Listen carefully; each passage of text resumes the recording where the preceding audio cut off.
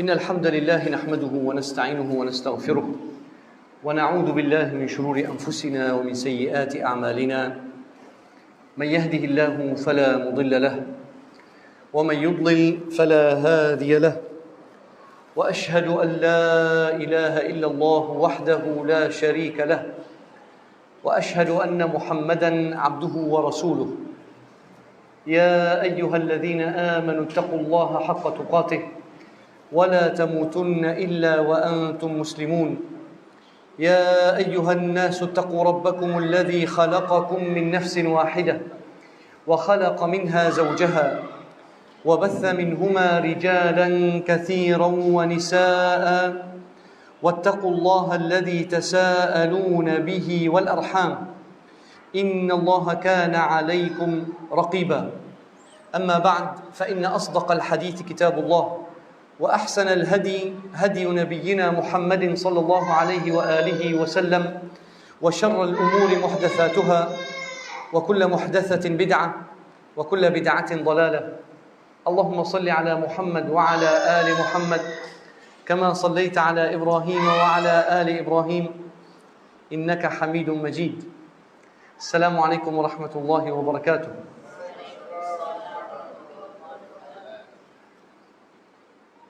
Hari ini kita nak ambil pengajaran daripada kisah yang Allah Subhanahu wa taala sebut dalam surah Al-Baqarah. Kisah Bani Israel dengan nabi mereka dan permintaan Bani Israel.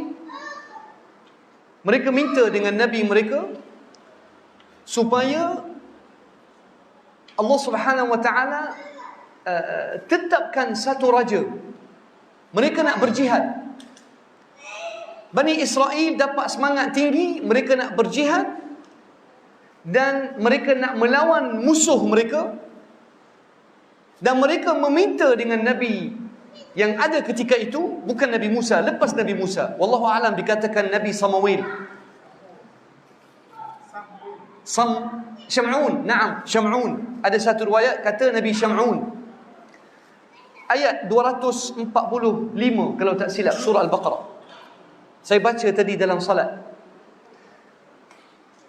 Kisah dia sangat memberi pengajaran di mana Allah Subhanahu wa taala akan tunjuk kepada kita sikap Bani Israel yang paling dahsyat menyusahkan nabi mereka. Kaum yang paling menyusahkan Nabi dan memandai-mandai tambah tokok atas ajaran Nabi yang Allah Subhanahu wa taala utuskan. Subhanallah. Sebab tu Allah Subhanahu wa taala banyak sebut kisah Bani Israel dalam Quran. Kaum yang paling banyak kisah mereka dalam Quran. Kenapa? Supaya kita umat Nabi Muhammad sallallahu alaihi wasallam menghindari dan menjauhkan sikap mereka. Tengok kisah mereka. ألم تر إلى الملأ من بني إسرائيل من بعد موسى إذ قالوا لنبي لهم ابعث لنا ملكا نقاتل في سبيل الله قال هل عسيتم إن كتب عليكم القتال ألا تقاتلوا قالوا وما لنا ألا نقاتل في سبيل الله وقد أخرجنا من ديارنا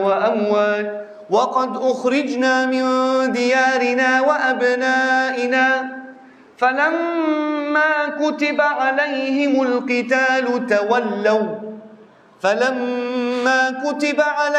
القتال تولوا إلا قليلا منهم والله عليم بالظالمين. Allah Subhanahu wa taala kata alam tara ila al-mala'i min bani Israel min ba'di Musa. Cubalah lihat kisah Bani Israel di zaman setelah pemergian Nabi Musa. Mereka meminta dengan Nabi ketika itu, idh qalu li nabiyyin lahum ib'ath lana malikan nuqatil fi sabilillah. Mereka sepakat Bani Israel sepakat untuk nak masuk jihad, nak berjihad. Tengok cakap besar.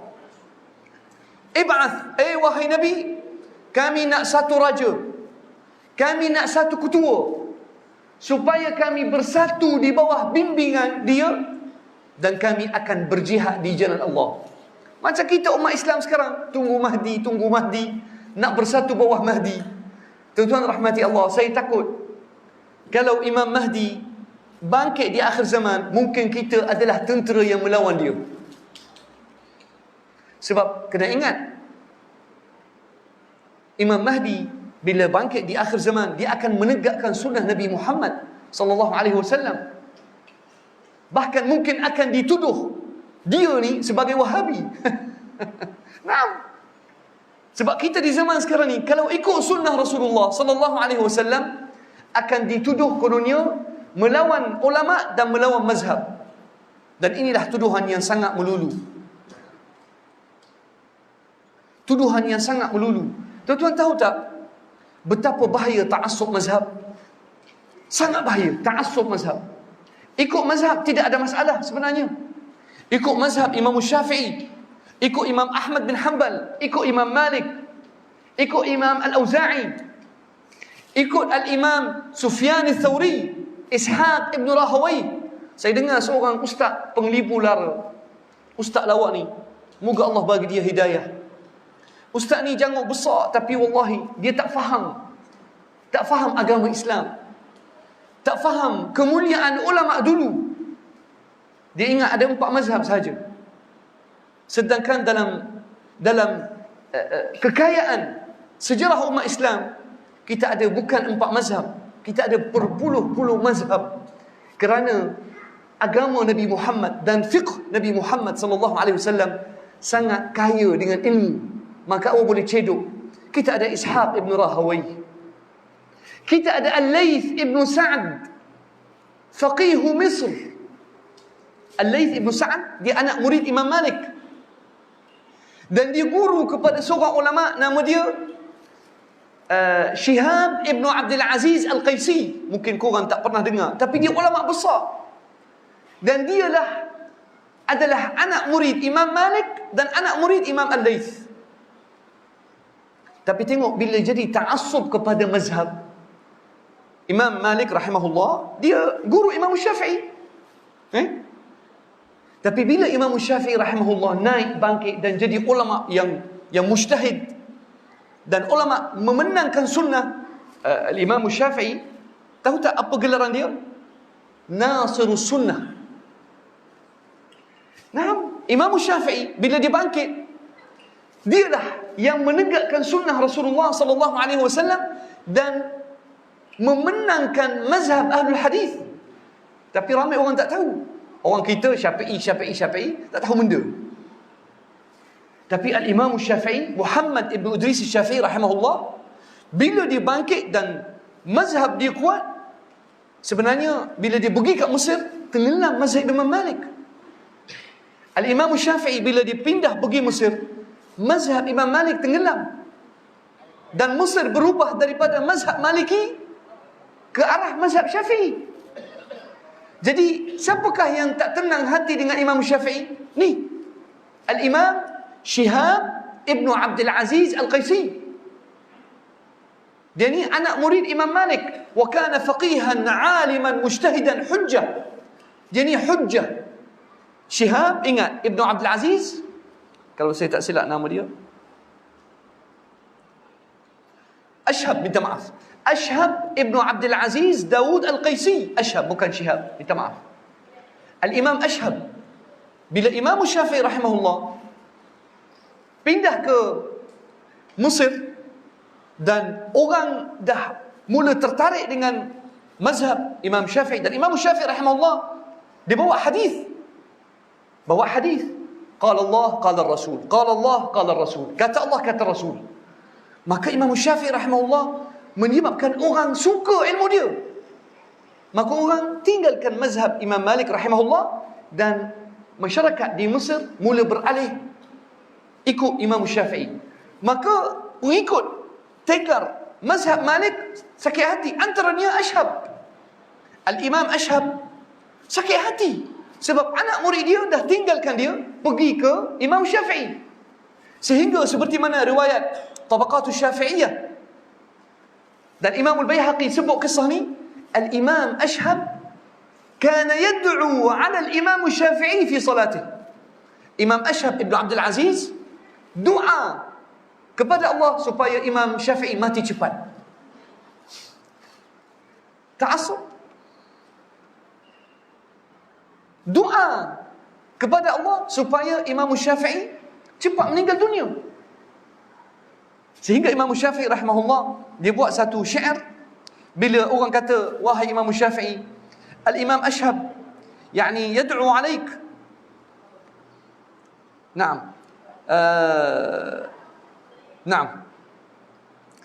Bila orang kata, ya Imam Syafi'i, qala Ibn Abdul Hakam, sami'tu Ashhab yad'u 'ala Syafi'i bil maut. Aku telah dengar bila aku semayang sebelah Imam Ashhab, aku dengar dia dalam sujud doa kematian, doa atas kematian Imam Syafi'i. Fadzakartu dhalika li Syafi'i. Ibn Abdul Hakam dia kata, aku cerita kepada Imam Syafi'i bahawasanya Al-Imam Ashhab doa atas engkau, mudah-mudahan engkau cepat mati. Faqala mutamathilan, maka Imam Syafi'i dia buat satu syair, tamanna rijalun an amuta wa in amut fatilka sabilu lastu fiha biauhadi. Kata Imam Syafi'i, ada orang mengharap aku mati, tapi kalau aku mati pun itulah kesudahan kita yang tak boleh nak lari, semua akan mati juga. Tapi tuan-tuan rahmati Allah, akhirnya bila Imam Syafi'i rahimahullah meninggal bulan Rajab tahun 204, sukanya Imam Ashhab dikata, Imam Syafi'i mati. Lepas bulan, Al-Imam Ashhab Ibn Abdul Aziz Al-Qaisi mati juga. Subhanallah. Kita semua akan mati. Tapi apa moral of the story? Kenapa Ustaz Muhib sebut cerita ini? Supaya nak bagi tahu betapa bahaya ta'assub kepada mazhab, sampai di antara ulama doa kematian ulama lain. Jadi jangan kita ta'assub kepada mazhab. Kita hormat ulama, kita sanjung ulama, tapi jangan ta'assub buta tuli sehingga kita boleh bergaduh dan berbalah sesama kita dan doa kematian orang Islam. Tak boleh. Akhirnya mazhab Imam Syafi'i kekal di Mesir. Subhanallah. Dan mazhab Imam Malik beralih ke Libya dan Morocco dan Tunisia. Dan mazhab Imam Syafi'i rahimahullah antara mazhab yang paling ramai pengikut dia. Sunnatullah fil kaun. Apa yang saya nak sampaikan, jangan kita ingat dalam Islam kita ada 4 mazhab. Banyak mazhab. Imam Ashhab Ibn Abdul Aziz Al-Qaisi imamun hujjatun hafiz, dan dia antara ulama yang membawa mazhab Imam Malik rahimahullah di Mesir. Imam Al-Layth Ibn Sa'ad, ulama Mesir. Al-Imam Ishaq Ibn Rahawai, ada mazhab dia di Iraq. Al-Imam Sufyan Al-Thawri, ada mazhab di Iraq. Al-Imam Sufyan Ibn Uyainah, imamu ahli al-hadith wa tafsir, dia ada mazhab dia. Tapi tidak jadi masyhur. Tetapi sedih bila tengok dan dengar seorang ustaz penglibu lara dikata kami hanya ada 4 mazhab sahaja. Tak ya ustaz. 4 mazhab yang terkenal, tapi mazhab umat Islam banyak. Kerana mereka semua akan cedok daripada satu mata air, iaitu hadis Al-Quran wal hadis. Dan kita tak salah bila kita nak belajar bagaimana ulama-ulama sunnah mencedok dan belajar dan istinbat al-fiqh wa istinbat al-ahkam min al-adillah syar'iyyah. Bagaimana ulama akan cedok dan carikan hukum hakam daripada dalil-dalil syar'i Al-Quran was sunnah. Kemudian datang ijma' dan qiyas. Sedangkan subhanallah, al-qiyas, ulama, kalau Imam Syafi'i, qiyas dia sangat-sangat, Imam Syafi'i tidak akan ambil al-qiyas kecuali dalam isu yang tidak ada nas langsung. Tidak ada ayat Quran ataupun hadis Rasulullah sallallahu alaihi wasallam. Kemudian ustaz pergi ke kisah para ulama, sebab tuan-tuan nak bagi tahu Bani Israel, sikap mereka yang paling terkeji menyusahkan Nabi dan melawan Nabi dan memandai-mandai. Mereka tunjuk bijaksana atas arahan Nabi. Tengok sekali lagi, idh qalu li nabiyyin lahum ib'ath lana malikan nuqatil fi sabilillah. Kami nak berjuang di jalan Allah. Minta, wahai Nabi Syam'un, minta Allah Subhanahu wa taala utuskan satu raja, kita akan bersatu bawah panji dia. Qala hal asaitum in kutiba alaikumul qitalu alla tuqatilu. Kata Nabi Syam'un, aku takut, aku bimbang bila Allah Subhanahu wa taala wajibkan jihad atas kamu, kamulah jadi paling pengecut dan tak nak berjihad. Jangan cakap besar. Sebab tu Rasulullah sallallahu alaihi wasallam qala la tatamannu liqa' al-adu. Jangan minta sangat bertemu dengan musuh. Sebab kadang-kadang kita duduk rela, kita selesa, seronok nasi boleh bahang 2 pinggan. Lepas main tarawih, more. Lepas tu minum pula Milo tarik, teh tarik, macam-macam minuman. Air niu, air nira, tuak. Kita pula, kita jumpa orang Yahudi nak jihad di jalan Allah. Jangan cakap besar. Jangan. Tengok Bani Israel. Bila Nabi mereka kata, qala hal asaitum in kutiba alaikumul qitalu alla tuqatilu. Jangan-jangan kalau Allah Subhanahu wa taala wajibkan jihad atas kamu, kamu tak berjuang. Marah Bani Israel. Qalu wa ma lana alla nuqatila fi sabilillah. Apa kita tak pergi berjuang di jalan Allah? Wa qad ukhrijna min diyarina wa abna'ina. Mereka nak bagi alasan. Kenapa kita akan jadi pengecut? Kenapa? Apa yang akan menghalang kami pergi berjihad di jalan Allah? Sedangkan kami telah dihalau keluar daripada rumah kami. Tanah air kami dirampas oleh musuh. Dan anak-anak kami menjadi hamba kepada musuh kita. وقالوا ما لنا ألا نقاتل في سبيل الله وقد أخرجنا من ديارنا وأموالنا وأبنائنا. Tapi Allah kata فلما كتب عليهم القتال تولوا إلا قليلا منهم. Bila Allah Subhanahu wa taala fardukan al-jihad, jangan ingat jihad atas umat Islam sahaja. Sejak Bani Israel ada fardu jihad. Tapi kita di zaman ni, jihad ni tuan-tuan, antara perkara yang paling mengerungkan musuh Islam. Sebab tu kalau tengok umat Islam ni ada prinsip nak berjuang di jalan Allah, dia akan gelar. Akan gelar pengganas. Tapi kalau musuh Islam rampas negara Islam, kalau Amerika Syarikat, kalau Rusia, kalau China serang negara Islam, bunuh umat Islam, itu tak apa. Umat Islam darah dia murah. Tapi kalau umat Islam bangkit untuk mempertahankan negara dia, dia akan panggil teroris. Pengganas. Falamma kutiba alaihimul qital, bila Allah Subhanahu wa taala fardukan perjuangan dan pertempuran dalam medan jihad, tawallau, lari belakang. Lari bukan lukang, apa dipanggil? Apa orang Melayu kita panggil? Lari, sedap perkataan tu. Lari ke apa? Sekali lagi? Laku bukan. Tak sebut mana. Lintang bukan. Nah, barakallahu fiik tuan. Ustaz kita juga ni. Lari, tak ada nak sebut. Lintang bukan. Lari lintang bukan. Illa qalilan minhum. Yang tinggal betul-betul ikhlas, betul mereka nak berjuang dengan raja yang mereka minta, qalil. Allah kata wallahu alimun bizzalimin. Allah Subhanahu wa taala lebih mengetahui dan kenali orang yang zalim. Baik, sekarang ni mereka dah minta seorang raja. Allah Subhanahu wa taala terima doa Nabi Syam'un. Nabi Syam'un datang ke Bani Israel. Dia kata apa? Dia kata Allah Subhanahu wa taala telah berkenan permintaan kamu dan Allah Subhanahu wa taala utuskan raja di kalangan kamu, nama dia Talut. Baik, mereka minta Nabi, mereka minta seorang raja. Kami nak ketua. untuk kita bersatu padu bawah panji dia, berjuang di jalan Allah. Cakap besar.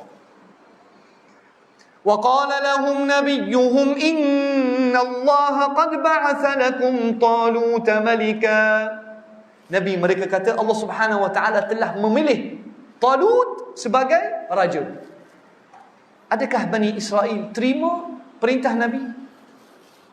Adakah Bani Israel sahut dan taat perintah Nabi yang datang daripada perintah Allah? Tengok perangai Bani Israel. Ya Allah, wal'iyadu billah. Wal'iyadu billah. Mudah-mudahan Allah Subhanahu wa taala lindungi kita daripada sikap Bani Israel. Cakap besar, tapi kaum yang paling menentang Nabi mereka. Wa qala lahum nabiyyuhum inna Allah qad ba'atha lakum Talut malika. Katalah Nabi mereka, Allah Subhanahu wa taala telah utuskan Nabi Talut. Allah lantik dia, Allah memilih dia. Siapa kata? Nabi. Talut dipilih sebagai raja. Apakah jawapan Bani Israel?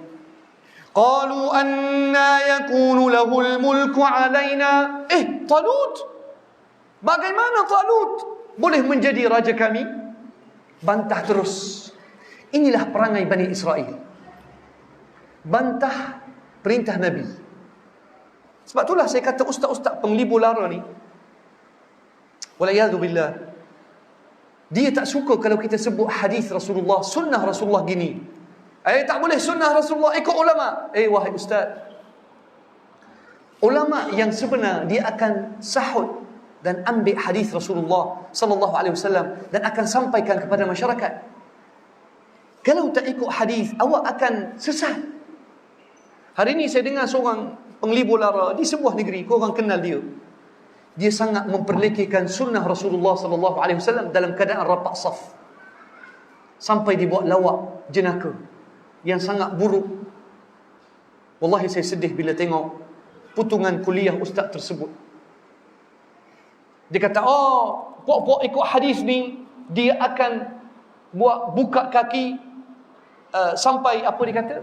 Buka kaki sampai jadi kangkang, dia kata. Kangkang kaki dalam keadaan hudu. Tak baik awak memperlekehkan sunnah Rasulullah. Tak baik. Ini hadis sahih. Hadis dan amalan sahabat. Awak memperlekehkan amalan sahabat. Saya rasa ustaz ni jahil. Dia tak pernah baca kitab Sunan Abi Dawud. Dia tak pernah baca. Kalau dia baca Sunan Abi Dawud, dia akan tengok ada hampir 9 hadis. Hadis An-Nu'man ibn Bashir radhiyallahu anhu. Dia kata, kharaja alaina Rasulullah sallallahu alaihi wasallam yawman fasaffa sufufana wa rassa sufufana ka'annama yarussu al-qidah atau al-qidah. Rasulullah sallallahu alaihi wasallam luruskan saf kami seperti mana Rasulullah ibarat baginda duk susun anak panah. Semua sama.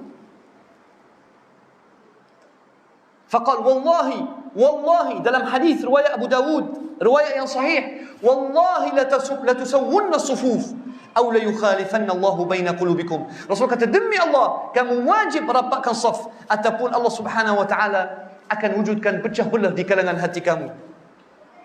Maka sahabat kata An-Nu'man qal fa asbaha ar-rajulu minna yulziqu mankabahu bimankibi sahibihi. Seorang di kalangan kami lekat, tahu tak yulziq? Yulziq ni ibarat letak gam. Yulziq. Tapi ustaz penglibur lara ni macam tak faham hadis. Dia tak pernah baca hadis. Rasulullah sallallahu alaihi An-Nu'man kata, aku tengok sahabat melekatkan bahu dengan bahu sebelah macam ada gam. Bukan setakat bahu. Wa rukbatahu bi rukbati sahibihi. Lutut ni rukbah. Lutut sahabat yang semayang di dalam saf, dia akan melekatkan lutut dia dengan lutut orang sebelah.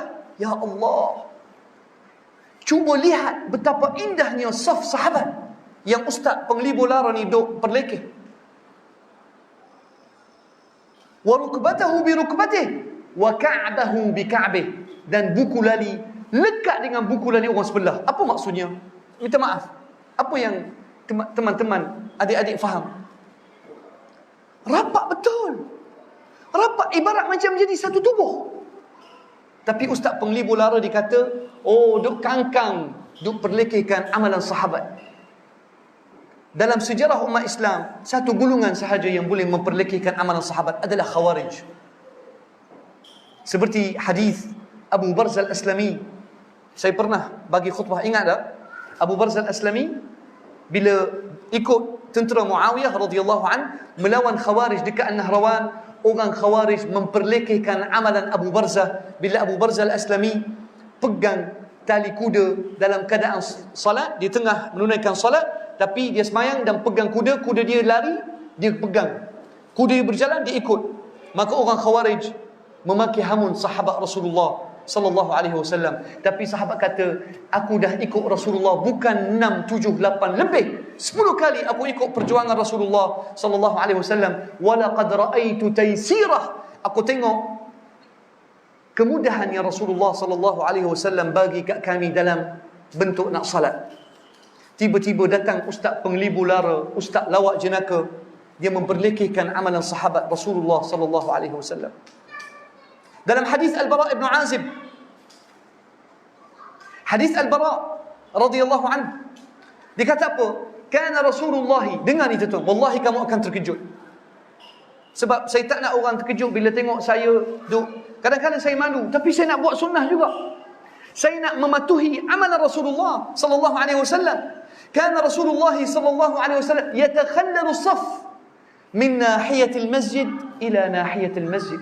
Rasulullah sallallahu alaihi wasallam sebelum takbir, baginda alaihi salatu wasallam masuk celah saf pertama sampai ke saf kedua, hujung kanan masjid sampai hujung kiri masjid. Rasulullah cek saf. Rasulullah sallallahu alaihi wasallam semak kedudukan saf sahabat dalam salat, tapi hujung daripada hujung kanan sampai hujung kiri. Kemudian Rasulullah tengok saf kedua, masuk. Rasulullah SAW masuk ke saf kedua. Ada tak imam-imam di zaman kita buat gitu? Pernah tengok? Tak pernah tengok. Saya kadang-kadang nak buat, tapi saya takut orang kata, Pak Arab Syria ni melampau. Takut juga. Tapi inilah sunnah. Rasulullah SAW sampai tahap masuk saf kedua. Sebab itulah Umar radhiyallahu anhu, dia ada petugas dalam masjid. Yang ni orang tak tahu. Imam Tirmizi rahimahullah, ni risalah saya untuk Ustaz Pengli Bolara ni. Dia kalau boleh buka Sunan At-Tirmizi, dia akan tengok bagaimana Umar radhiyallahu anhu wa arda, dia akan melantik petugas di setiap penjuru masjid. Petugas ini akan cek saf sampai saf yang ke-10, baris yang 10 ke baris yang ke-11. Petugas-petugas ini akan semak, kemudian mereka akan kata kepada Umar, saf telah lengkap. Baru Umar takbir dan mulakan salat. Ya Allah, sampai tahap ada amil dan petugas yang akan cek saf. Apa ni? Menunjukkan betapa pentingnya salat saf rapat yang wajib dan bukan sunat, seperti ustaz-ustaz yang mengkhianati agama sunnah, mengkhianati agama Rasulullah sallallahu alaihi wasallam, ataupun ustaz lawak jenaka yang memperlekehkan dan mempersendakan amalan Rasulullah dan sahabat. Tak tahulah mereka ni nak jumpa Rasulullah sallallahu alaihi wasallam di dekat kolah suci, mereka nak minta syafaat macam mana? Wallahu a'lam. Bila Al-Bara ibn Azib, dia kata bila Rasulullah sallallahu alaihi wasallam tekan macam tu, qala ibadallah istawu sawu sufufakum wa suddul khalal wa rasu bainal aktaf. Kemudian Rasulullah kata, rapatkan saf, tetuk rengang dan jurang yang ada di celah saf. Walayyinu bi aydikum li ikhwanikum. Yang ni lagi tinggi tekanan Rasulullah sallallahu alaihi wasallam mengenai saf. Layyinu bi aydikum li ikhwanikum, maksudnya bahu kamu ni kena lembutkan bahu kamu. Bila ada orang masuk saf, sepatutnya jangan awak buat keras bahu awak. Lengan ni kena lembut, supaya bila ada seorang sahabat nak masuk tutup ruangan salat, maka dia akan dimudahkan masuk dalam celah kecil yang ada. Ya Allah, Masya Allah. Inilah hadis sahih Abu Dawud wa rawahu Ibn Abi Shaybah, wa rawahu Imam Ahmad. Cuma saya ambil riwayat Abu Dawud sebab dalam Sunan Abu Dawud ada kitab khas nama dia Kitab Rassus Sufuf fi Salah. Dan Imam Tirmidzi pun sebut benda yang sama. Wal Imam Nisa'i, apatah lagi Sahih Bukhari di mana hadis Rasulullah sallallahu alaihi wasallam, hadis An-Nu'man, Rasulullah sallallahu alaihi wasallam suatu hari nak takbir. Fara'a rajulan muntabidan bi sadrih. Rasulullah sallallahu alaihi wasallam sebelum nak dirikan, nak start takbiratul ihram, baginda terlihat daripada belakang. Ustaz, Rasulullah sallallahu alaihi wasallam jadi imam depan dan dah menghadap mimbar. Bagaimana Rasulullah boleh melihat orang di belakang? Ini mukjizat Rasulullah sallallahu alaihi wasallam. Naam, yang dipertikaikan oleh orang jahil ataupun musuh sunnah. Ada hadis sahih Al-Bukhari bila Rasulullah sallallahu alaihi wasallam melihat seorang pergi ataupun dia keluar sikit daripada saf dengan dada di depan sikit je. Dada dia depan sikit. Maka Rasulullah sallallahu alaihi wasallam tak jadi takbir. Baginda alaihi wasallam batalkan takbiratul ihram dan dipusing. Qala ibadallah la tusawwunna as-sufuf. Sawwu sufufakum fa inni arakum min wara'i dhahri. Rapatkan saf kamu, aku sedang melihat kamu daripada belakang aku. Ya Allah. Dan ini kelebihan Rasulullah sallallahu alaihi wasallam di mana baginda boleh melihat orang yang semayang belakang dia walaupun baginda tidak membaling. Rasulullah tak baling wajah, baginda alaihi salatu wassalam boleh melihat orang daripada belakang dia. Ni hadis-hadis sahih yang ambil daripada Sahih Bukhari wa Tirmidzi wal Imam Abu Dawud wal Nisa'i. Tapi kalau ustaz ni yang kononnya dikata tak jumpa dalam kitab ulama, tak tahu ulama mana. Ulama apa yang dia maksud, wallahu a'lam. Inilah ulama umat Islam. Al-Bukhari bukan ulama. Al-Imam Tirmidzi bukan ulama. Al-Imam Abu Dawud bukan ulama. Al-Imam Malik bukan ulama. Tak tahu maksud mereka ulama ni, cuma sebut. Tapi itulah masalah ustaz-ustaz jahil ini. Bila sebut ulama, dia kabur. Ulama kata, boleh tak bagi satu nama? Dia tak boleh bagi sebab mereka banyak memputar pelik fakta dan hanya mengkaburi mata masyarakat orang awam dengan lawak jenaka. Tuan-tuan rahmati Allah, Islam tak boleh, dakwah Nabi Muhammad sallallahu alaihi wasallam tak tersebar dengan lawak jenaka. Dia tersebar dengan dalil dan bukti dan fakta. Bawalah kitab, bawalah hadis, bawalah ayat Quran. Kalau awak hanya memperlekehkan amalan sahabat, itu bukan ilmu. Kerana Ibnul Qayyim rahimahullah qala, al-ilmu qala Allah, qala ar-rasul, qala as-sahabi, laysa bitamwihi. ليس ما العلم نصبك للخلاف سفاهة بين الرسول وقول فقيه. العلم, apakah dasar ilmu yang sebenar? Kata Allah, Quran. Qala ar-rasul, kata Nabi, hadis. Qala as-sahabi, kata sahabat, al-athar wal hadis. Tapi bukan ilmu. Mal ilmu nasfaka lil khilaf safahatan.